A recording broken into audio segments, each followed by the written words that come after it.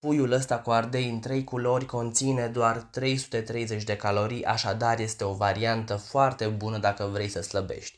Pentru început, tăiem puiul în cubulețe mici și îl asezonăm cu sare, piper, pudră de boiag, imbir, coriandru și turmeric. Amestecăm toate condimentele bine și ar fi de preferat să lăsăm puiul la marinat pentru câteva ore, dar dacă nu avem timp, nu e nicio problemă.